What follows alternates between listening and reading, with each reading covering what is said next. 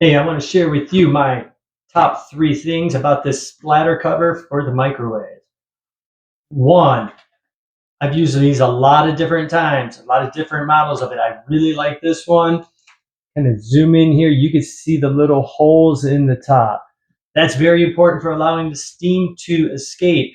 The ones that don't have that have a tendency to almost like melt and they get into not good shape.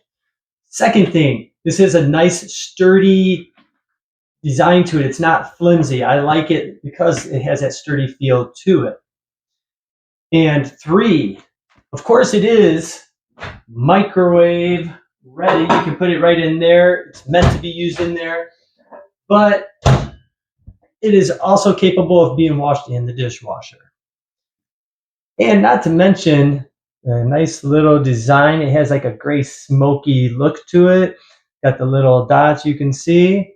Really like this splatter cover.